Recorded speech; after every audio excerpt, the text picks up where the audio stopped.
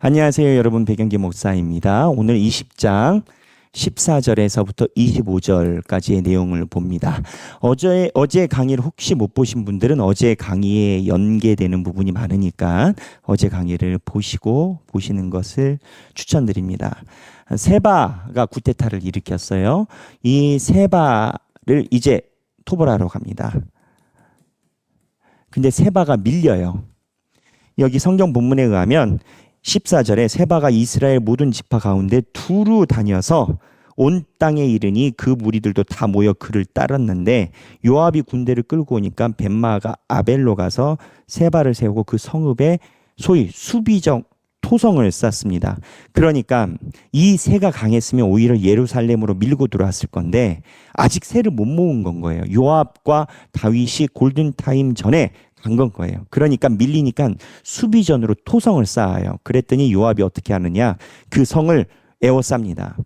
공성전은 요압의 주특기입니다. 성경에 그러한 내용이 많이 있어요. 그래서 압살롬 사건 때도 이 공성전을 하고 있었고 암몬과 전쟁할 때도 공성전을 하고 있었습니다. 그래서 성경학자들이 볼 때 요압이 장수로서 성경이 기록한 출처를 보면 요압이 장수로서 주특기가 공성전으로 봅니다. 일단 에워싸면 요압은 끝을 봤습니다. 거의 안 져요. 그래서 이 세바가 밀려서 공성전을 할 때 요압이 공성전을 준비합니다. 공성전을 준비한다는 게 뭐냐? 성이 있으면 성에다가 벽을 뚫어버리든지 사다리를 놓고 치고 들어가든지 전원 공격인 겁니다. 이거를 다 알 거 아니에요. 요압이 이거 공성전에 대해서 장수라는 걸 알 거 아니에요. 다윗이 보낸 건 아비새인데 여기서 이제 주어가 요압으로 바뀌어요. 그러니까 요압이 실세인 건 거예요. 다윗이 보낸 것은 아비새에게 이르렀는데 여기 전투를 할 때는 아비새 뒤로 빠지고 그냥 요압이 대단한 실세인 건 거예요. 누구를 임명해도 요압이 마쿠의 실세인 건 거예요. 요압이 공성전을 하려고 하니까 세바의 지혜로운 여인. 자, 여기에 성경에 보면은 22절에 그의 지혜라고 표현됩니다. 지혜로운 여인. 성경이 지혜라고 표현해요. 지혜로운 여인이 등장해요. 이 여인이 무엇을 하느냐? 소위 요압에게 흥정을 합니다. 야, 너 주특기대로 우리 다 죽이려고? 너 왜 하나님 앞에 그런 범죄를 하려고 해? 그랬더니 아니다라는 거예요. 요압이. 오늘 성경 내용이에요. 자세히 보세요. 요압이 아니다라는 거예요. 나 다 죽이려고 하는 거 아니라. 지파 다 죽이려고 하는 거 아니라는 거예요. 우리 백성인데 뭐 그런 식으로 해요. 그랬더니 이 여자가 너 세바의 목만 필요하잖아. 우리가 죽이고 줄게. 그래서 세바만 처단해서 줍니다. 그러니까 그 성에 있는 사람들은 다 살은 거죠. 이 성경에 보면 이렇게 지혜로운 여인으로 표현되는 사무엘서에 등장하는 사람이 있어요. 첫째는 누구냐? 아비가일. 아비가일이 누구예요? 나발이라는 사람이 다윗에게 굉장히 불쾌감을 줬어요. 다윗이 죽여버리겠다 했어요. 군대를 끌고 가는데 이 아비가일이 나발의 와이프인데 다윗을 진정시켰어요. 그랬더니 다윗이 고맙다 하고 돌아갔는데 그 다음날 하나님이 나발을 숨을 거둬버리게 하셨죠. 다윗이 손대지 못하게 하셨어요. 이 아비가일이 다윗을 진정하게 해줬던 사람. 그 다음에 또 누굽니까? 그 다음에 압살롬과의 사건에서 드고아 여인이 있습니다. 이 드고아 여인이 압살롬을 데리고 오고 싶기도 하고 감찰하기도 해야 되고 하는데 이 방향을 모르니까 드고아 여인이 계략을 내요. 어떤 계략을 냈죠? 한 여자가 있어요. 형제들끼리 싸웠어요. 근데 하나가 하나 죽였어. 근데 얘를 또 죽이면 아들이 다 없어져. 그럼 어떻게 되냐라는 거예요. 그랬더니 다윗이 살려줘라. 그랬더니 그게 당신 아들 압살롬이다. 그래서 피할 길을 내놔요. 그리고 세 번째 누구냐? 바로 오늘 세바의 여인입니다. 이 지혜로운 사람들의 특징이 있습니다.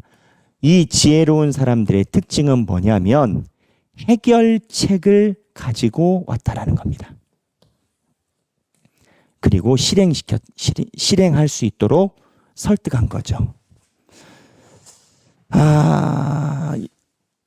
저는 이 지혜로운 여인에 대한 스토리를 정리를 하면서 무슨 생각이 들었냐면 우리의 신앙생활도 지혜로울 필요가 있다라는 생각이 들었습니다. 만약에 이 여인들이 이러한 판단을 내리지 않았으면 대참사가 있었을 겁니다. 그리고 복잡했을 겁니다. 쉽게 얘기를 하면 골든타임. 골든타임이 뭐죠?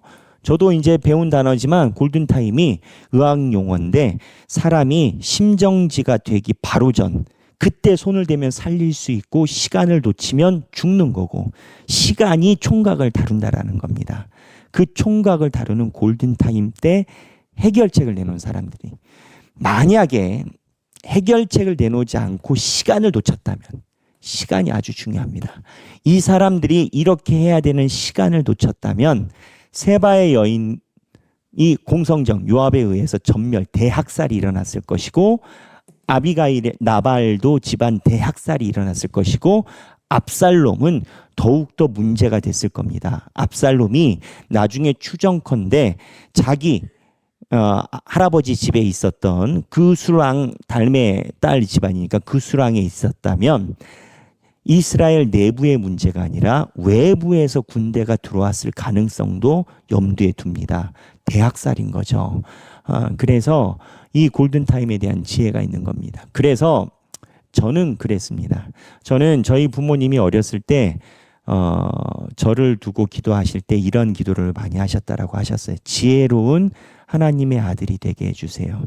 저희 어머니는 저는 아직도 기억나요. 하나님이 저한테 하나님께 기도하셨던 게 다른 게 아니라 우리 아들이 지혜로운 아들이 되게 해주세요. 이것만 기도했다라는 거예요. 근데 제가 그렇게 지혜롭지는 못한 것 같아요.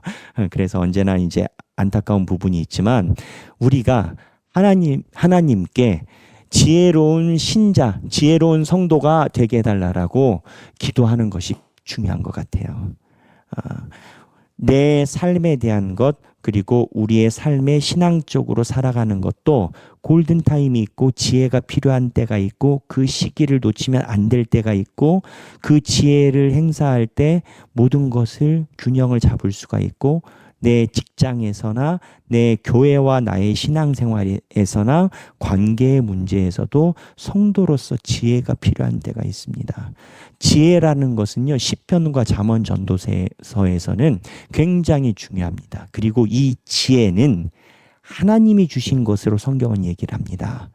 인간 스스로의 본성으로 양생되기 힘들다라고 보는 거예요. 맞죠? 그래서 지혜를 구하는 목사, 지혜를 구하는 장로, 지혜를 구하는 성도, 지혜를 구하는 집사, 권사가 되는 것이 중요하다라는 거 봅니다. 오늘은 우리가 다 함께 하나님의 지혜를 구하는 하길교회가 되면 좋겠습니다. 그래서 오늘도 기도문으로 짧게 주여 나의 지혜를 구합니다, 이렇게 나누시고, 본인의 지혜에 관련된 나눔이 있는 분은 내 과거에 있었던 경험을 같이 나눠보시면 감사할 것 같습니다.